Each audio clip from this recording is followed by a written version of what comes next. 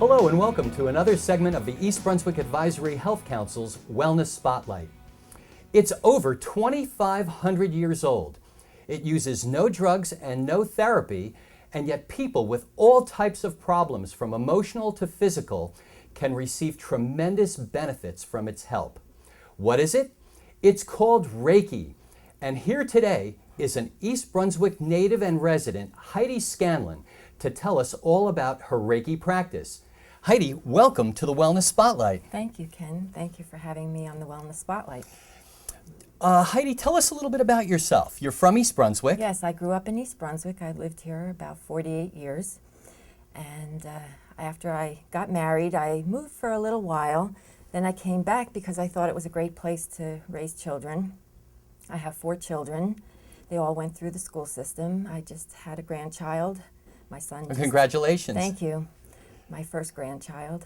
And I was very involved in scouting. I was a den mother. I was a Girl Scout leader. And I was also very involved in the PTA at Bound Monroe.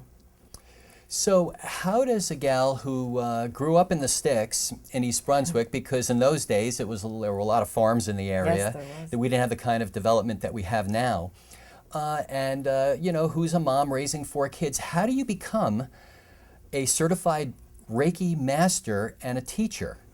Well, at one point in my life, I felt I wanted to do more. And I always had a passion for helping people. So I felt I was actually led to Reiki. I started to see it on the internet. I went to Alaska and we went on a cruise. And my husband at the time, he wanted to go fishing and I didn't want to. So I went to the spa and they had Reiki. So I tried it out. And after I tried it and how I felt after the session, I said I had to learn how to do this. So when I got back, I happened to notice in the Sentinel, there was an ad saying there was a Reiki master at Serenity Spa. So I went there because my daughter had bad migraine headaches.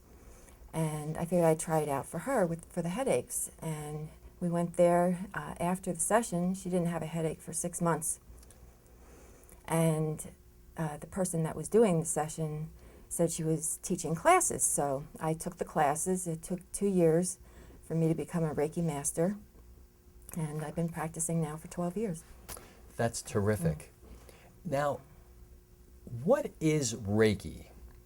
Reiki is a technique that's hands-on through light touch, and it works with the energy of the body, bringing it into balance. It's been around for 2,500 years, like you said, and it's very calming. It's great for stress. It's great for relaxation. It helps with sleeping problems. It helps with many different things because it balances the energy. Results do vary. And is it supposed to be a treatment modality? It's not a treatment. Because it balances the energy in the body, that's how you get the results and how it helps different conditions because the energy is balanced. Well, we know that the body is an energy field. Yes. So what can happen in the body that would require your help? Well, if anyone has a trauma or strong emotions, it could even be when they were a child, if they have words that they haven't said or feelings they haven't expressed, these could all block what's called the chakras, which are energy centers in the body. And these emotions cause the blockage to the flow of energy. And that's how people can get sick. Now, the chakras are energy centers. Yes. So it's like a little grand central station that energy flows through at different levels of the body? It's an invisible vortex of energy. It connects into the spine. There's front and back chakras. It looks like a trumpet. So the thin, narrow part is in the spine. Uh-huh. And the wider open part is in the front? Yes, and in the back. Mm-hmm. I see. And how many chakras are there? There are 7 main ones, but there are many more that are actually outside of the body.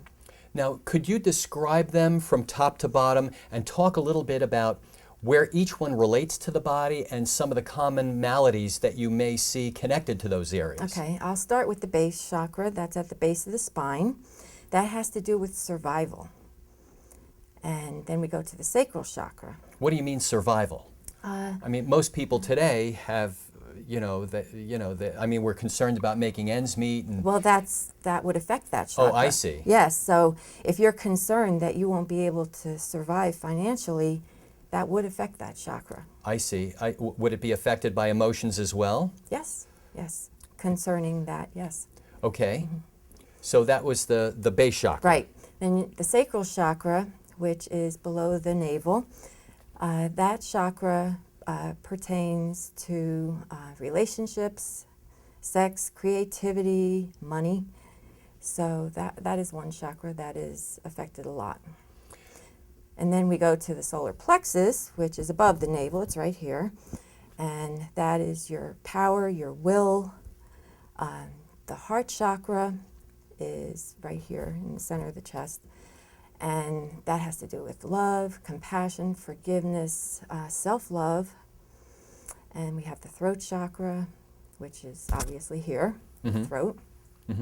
This has to do with speaking your truth and being in integrity. And then we have the third eye chakra, which is seeing things in love. It's with love. It's your intuition as well. And we have the crown chakra, which is your spiritual connection. I see. Which is at the top of the head. Right at the very top. Yes. You went through the different chakras, and the energy centers have connections to different physiological parts of the body. Yes. Could you talk a little bit about each chakra and when it's out of balance or blocked, what a person may experience, what Okay. type of symptoms they might have? Sure. If there was blockage in the base chakra, you may have problems with your legs or your feet, because the legs and feet correspond with the base chakra. The sacral chakra has to do with the reproductive organs, so you might have a problem there. The solar plexus is your stomach, your liver, your gallbladder, the spleen. You may have problems with those organs if that's out of balance. The heart chakra, that's self-explanatory, but you may also have problems with your arms and hands because they're connected to the heart chakra. Yes. Yes. For example, when a person's having a heart attack, they can feel pain going into the left arm. So Right. physiologically, it is connected. Right. Okay. Right. Now your throat chakra, of course, you may have a sore throat, problems with speaking, your voice. The third eye, you may have problems with your sinuses. And the crown chakra, you could have a headache. What about people who are concerned about things that have to do with immunity, asthma, allergies, cancer, things like that, Heidi? How does what you do help people who are concerned about being able to either help their body heal from problems like that or safeguard themselves from problems like that? Most illnesses have an underlying emotional cause. So Reiki can help to lift the emotional aspect that caused the illness. So you're saying that emotions are the main cause of problems within the body? Yes, there is an emotional cause to every illness. Our thoughts and our feelings, our emotions affect our anatomy. That's different from what a lot of medical doctors might say. Yes, it is. All right, a doctor normally treats the symptoms, whereas Reiki can help remove the emotional cause of the illness. Now, do you treat illnesses? No, I don't treat illnesses. I help to rebalance the energy in the body. So if I understand you correctly, what you're attempting to do for your clients is to identify if blockages in energy flow exist, and if you do, identify where those blockages are, Yes. and then remove those blockages so the better the energy flows, the better they have the capability of being able to heal themselves and stay Absolutely. healthier. Is that it in a nutshell? Yes. Okay. Who comes to you? I see children, babies, teenagers, adults, everyone should have Reiki. Yeah, we're interested in, I know a little bit later on in the program, you've brought a child here Yes. and an adult, so you can demonstrate on the child some of the things that you do during a Reiki session, and we're going to speak to one of your long-standing clients about her great experience, Patty. Yes. What kinds of results do people tend to have from your care, Heidi? I know all kinds of people come to you. Yes. I have had people that have had anxiety where they feel less anxious afterwards, but this is all due to the rebalancing of the energy. People with depression come to me. It has helped them to feel better. People usually feel very calm and relaxed. It has helped with pain. How long does a Reiki session last? I offer half-hour sessions or an hour session. Heidi, what can somebody expect when they come to you? Well, when they first come into the office, they'll fill out a form and sign an Because informed what's a visit to the consent. practitioner without a form? Right, right. And then I will take them to my office and go over the form with them and see what medications they're on, assess their needs, see if there's any condition they may have. And their care and how often they have to come is dependent on their situation. Could you take a couple of minutes and show our viewers who have actually never seen a Reiki session what a Reiki session looks like and what you're doing when you're performing a Reiki session? And I know you have a child and an adult here that's going to be here to help you demonstrate. Absolutely. Sean. I have Sean here who's going to be my subject. Welcome to the Wellness Spotlight, Sean. Okay. Now Sean wears his clothes and he has his shoes off when he's having a session. And I'd just like to say one thing first. Children absorb the energy much quicker than adults do. So they don't need to have a session that's quite as long as an adult. So I will start with the base chakra, which is the knees that I would check there. And this feels closed. Probably because he's a little nervous. Now, what are you feeling exactly? I'm feeling nothing right now here, so that probably means that it's closed. What should you be feeling? I should be feeling soft heat. Soft heat? Soft warmth. Mm-hmm. If it was hot, then it would be blocked. Uh-huh. Okay, so I'm not feeling that there. Now we're going to the sacral chakra. And here I'm feeling it's open. And the solar plexus chakra, that's open also.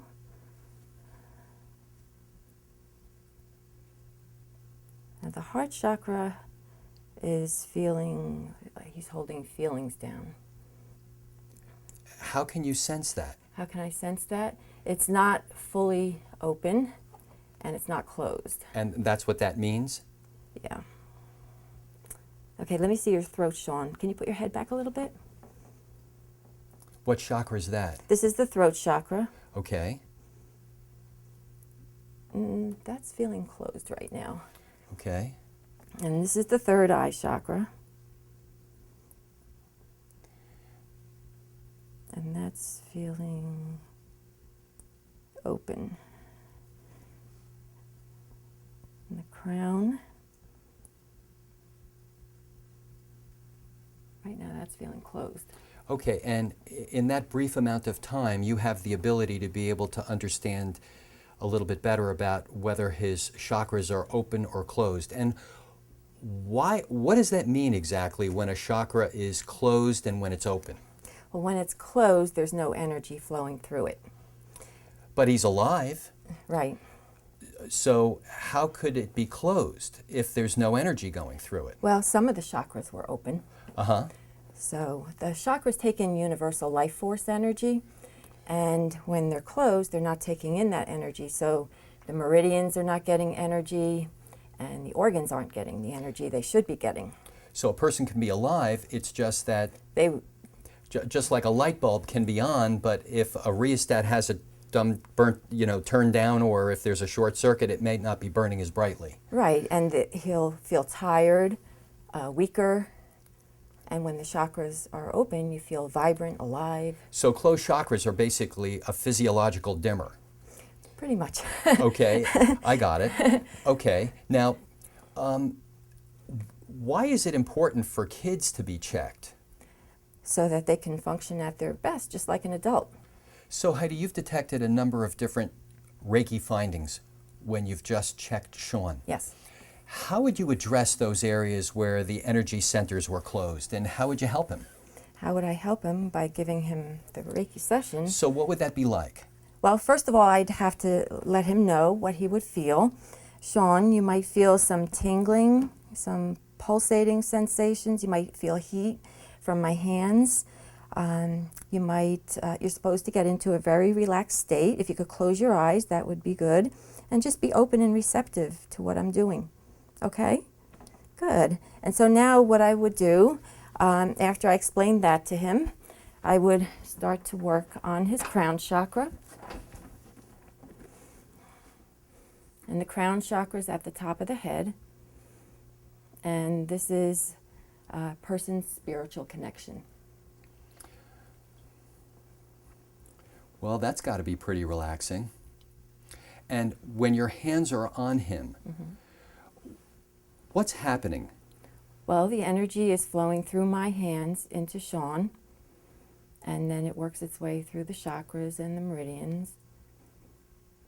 And the next step would be I would work on his ears. Now, the ears are a great hand position for the sinuses and any ear problems. Now, the crown chakra, do you tend to see that area blocked with certain types of problems? Well, overthinking sometimes could cause that to be blocked. Having a blockage to the spiritual connection. Talk about that a little bit, Heidi, the spiritual connection. Okay. Person may not... What do you mean by a spiritual connection? Well, it's your connection to Source. And Reiki is not a religion, so anyone that practices Reiki can have whatever belief they have. So you have people who become Reiki practitioners from all different faiths and denominations. I do. And, you know, it seems like it helps not only with, you know, physiological problems, but also emotional problems. And there are a lot of people today who are feeling very spiritually disconnected. They just don't feel like they have a comfortable and close relationship with God. This is true. And that's when there's a blockage in the crown chakra. So after you perform Reiki on them, they tend to feel a better connection with their deity. They do, but sometimes it may take more than one session if there's a very deep blockage. It's like peeling an onion. Right. So there's many layers of emotions. Is that comfortable, Sean? Yeah, feels good? Okay, the next thing we would work on the third eye, which is right over the brow chakra. Can you point to where the third eye is? Right here. That area? Right there. Okay, right between the eyes, just above the brow? Yes. Uh-huh. Okay, and this is connected to seeing things with love, your truth, things like that. It's also affects the sinuses. Okay. If that's blocked. Okay, and then you went to the throat chakra next? The next is the throat chakra, which is right here. Okay, you remembered. You lift your head up. Yeah, very good, Sean. Very good, Sean. Okay, this is about being in integrity, speaking your truth. Okay, so next we'll go to the heart chakra. The heart chakra is about love and compassion, forgiveness, all those good things. Okay, and then after that, what I usually do though is I have both of my hands like this on the person, so it covers the whole area. And then after the heart chakra is the solar plexus. This is your personal power. That's right. I know in the martial arts they say that the power and the movement comes from the solar plexus first. That's where the body's center is. Right. They call it the dantian. Right. Right. And I do different hand positions as well. There are hand positions for stress relief. to activate the immune system. So I include those as well. And the next chakra is the sacral chakra. This chakra is one that is affected a lot. It has to do with relationships, money, sex, creativity. And usually what I do, which other Reiki masters don't do, is connect this chakra with the heart chakra so that it's easier to release I see. the emotions. Mm-hmm, mm-hmm. So I do that. After that, we work on the hips, like this. And what's the purpose of doing Well, that? the hips hold fear. So, What does that mean, that the hips hold fear? well, different emotions go to different parts of the body and to different organs. So the hips is actually what holds fear. The liver and the gallbladder hold anger. If you're feeling threatened, the back of your neck might hurt. Guilt would go to the top of the head. So stress actually affects the spleen. What affects the heart? What affects the heart? Yes. Well, that would be feelings of unworthiness, not loving yourself, Low self-esteem. things like that. Uh-huh. Yeah. Okay. Okay. So you would go to the hips next. Right. Then after the hips, I put one hand here, which is above the navel, and then one hand on the left knee. And what this does is reconnect the upper and lower part of the body. Mm-hmm. So we're here with Patty Hernandez, who's a longtime Reiki client of Heidi Scanlon's. You've been under Reiki care for quite a long time. How many years has it been for you? I'd say it's about 10 years. And what was it that originally brought you to Heidi? Well, actually, I had read about Reiki. I wasn't sure exactly what it was. So I had asked Heidi if she could explain it to me, and I was really intrigued. I thought it was, at first, something, some sort of a mystery to it. And I said, you know what? Let's have a Reiki session, and you can show me exactly, what it is. And could you tell us a little bit about your experience? What was life like for you before you were going to Heidi for Reiki, and then your experience with her under her hands, and then how did things change for you?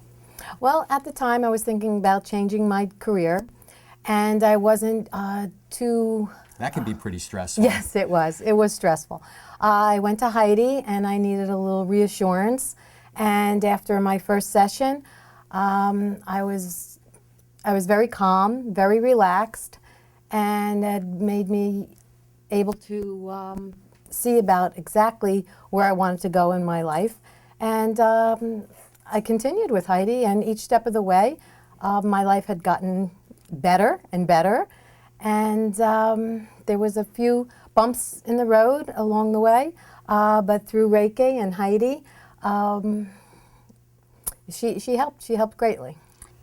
Patty, have you recommended anybody to Heidi? Yes, actually I have. My sister-in-law a few years ago was going through 4-stage lung cancer. I brought Heidi over to the house, and she gave her a few sessions, and it did wonders for her. She would take the session, feel completely at ease, very calm. We just couldn't wait until after her session, because anybody who was in the house at the time would know that she would just wake up, give us a great big smile, and we were just so happy and glad to have Heidi, and can't thank you enough. You're welcome. Are there any negative side effects to Reiki? No, because Reiki knows exactly what the person needs. The energy has its own intelligence, so the person gets exactly the amount of Reiki they need. So you're removing the blockage and they're doing the healing. Yes. Okay. Yes. Now, you also are a teacher. Yes, I am. So like the person who taught you and enabled you to become a Reiki master and help people, you do the same thing. Could you talk a little bit about that? I teach all levels of Reiki. I teach white light Reiki. That's the Reiki that I teach. And the level, Are there different kinds of Reiki? There are many different types of Reiki, but white light Reiki, which I teach, is based in the Usui system. So my lineage is from Usui. What is that? Usui is the man that rediscovered Reiki in the late 1800s. He was a Japanese Buddhist monk. Okay, so it originated from ancient Japan.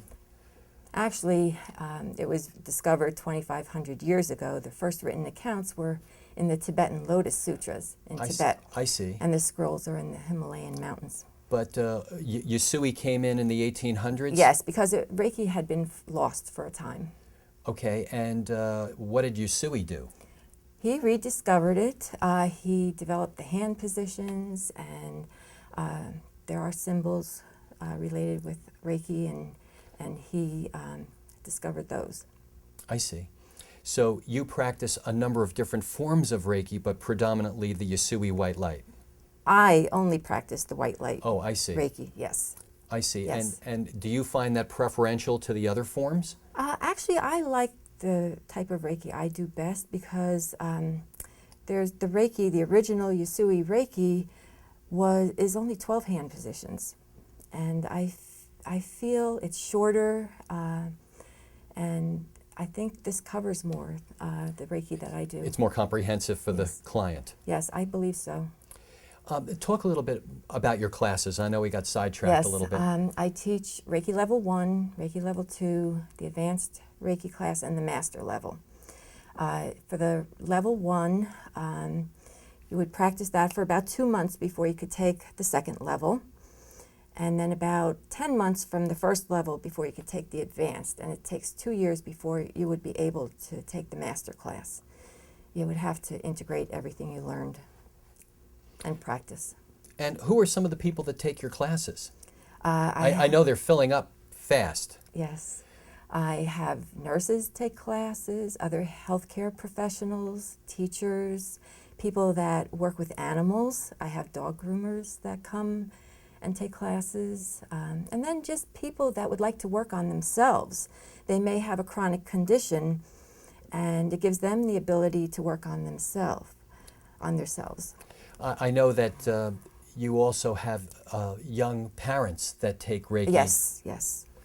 To be able to help their babies also. Right, because it can help if the child is colicky, if the child can't sleep. I know, what are you doing in the middle of the night when the baby can't sleep, or if they're Right. upset on the weekends, you might be able to do something without medication to be able to help them. Right, I actually wished I had known how to do this when my children were younger.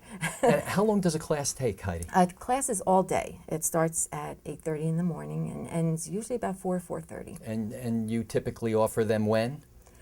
Usually on Saturdays. Okay. And if somebody wants more information about Reiki care or taking classes, what do they do?